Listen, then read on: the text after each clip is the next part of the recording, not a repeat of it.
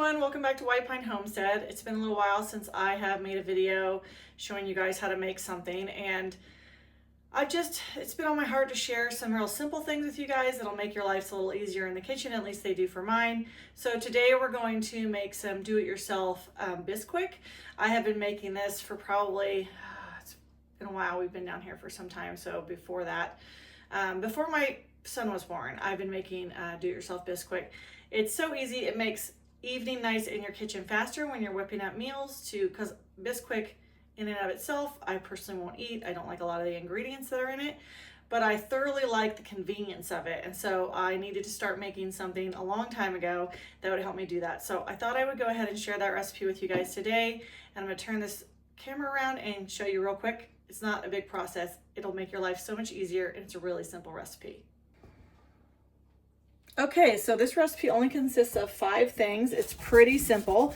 You're gonna make a decent sized batch because who wants to make this every 5 seconds? So the first thing you're gonna need is 9 cups of flour. And then you're gonna use 2/3 cups of milk, dried, obviously powdered milk. You decide which kind you want.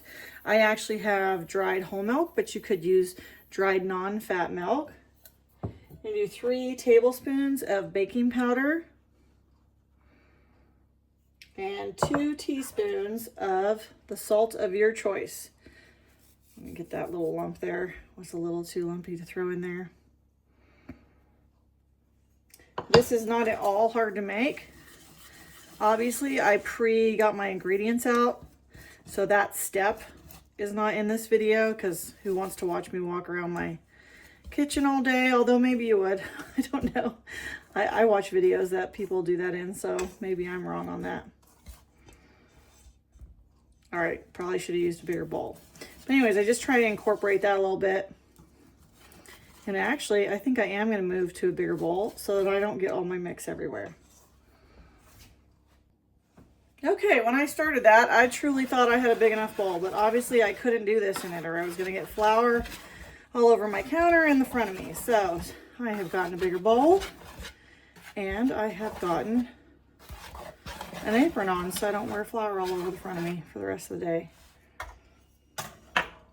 Our next ingredient, the 5th and last ingredient, is 1 cup of fat. Now, in the past I have made this with lard, and you certainly still can. And you can cube this up however you like to do it. I maybe am taking the long way, but this is such a simple thing to make that, yeah, I don't feel like getting a cutting board out and getting that all dirty. So anyways, I'm using this fat. I'm using butter. You can use unsalted or salted. That's really up to you, which one you prefer to do.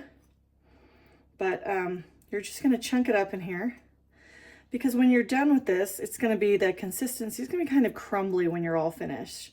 I do start using my pastry mixer when I start this, but I always end up using my hands in the end because even when I'm making any kind of pastries, that ends up happening when I'm trying to mix butter in with things because I want it to be incorporated to the level that I feel it works the best.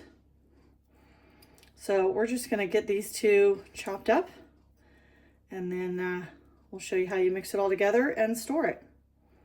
Okay, we've got our butter all cut up and in there, and then we're just gonna start incorporating it with this pastry cutter. I think that's what you call it. I don't honestly remember. I've had it forever. I suppose if I had to look it up, I'd find out the real name, but I've had this one for a long time. And you're just cutting the butter in there. And like I said, I find that this does a decent enough amount to an extent, but not to the extent that I want it. Yeah, I tend to give up right about now. Maybe I'm just used to working with my hands. I don't know. Yeah, it gets caught in this quite a bit. But I found if I just start working it with my fingers, I can do it faster than if I'm using this. So I just start rolling the butter within the flour. And it's kind of rolling it out. The other thing I didn't mention originally is that you have to have cold butter or cold lard. Whatever you're using needs to be cold because you're not cutting in warm butter. That's just going to make a huge mess. So you really need to cut it in when it's cold. So that is an absolute necessity. You can see how it kind of starts flaking. It's kind of interesting how it does that as it works in with the flour. And this will take a few minutes. I'm gonna look at my clock, let's see. All right, it's 27 after. I'll say 26, give myself a little more time.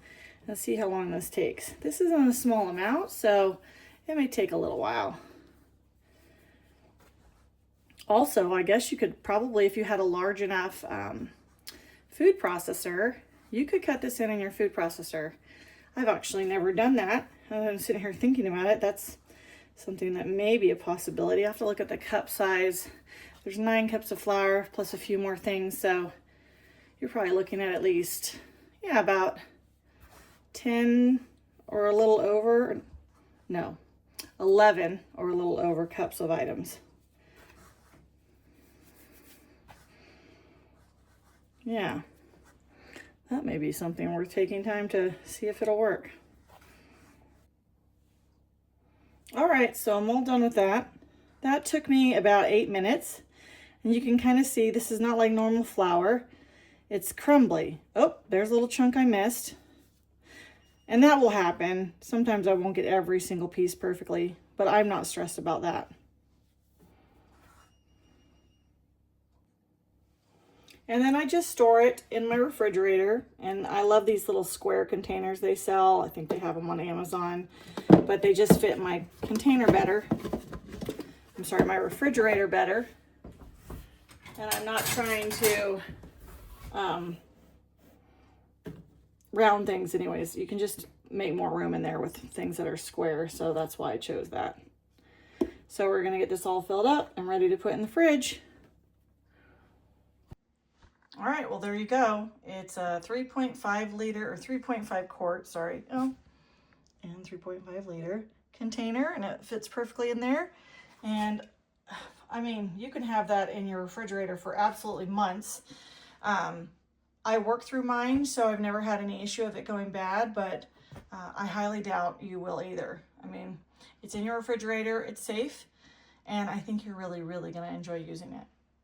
All right, everyone, well, I hope that helped. That's something you think you'll use and can quickly throw together. The whole process took a whole maybe 15 minutes to do if you have your ingredients handy. And it's not a hard thing, and I think you will love it. All right, we hope you're doing well, and we'll see you next time. Bye.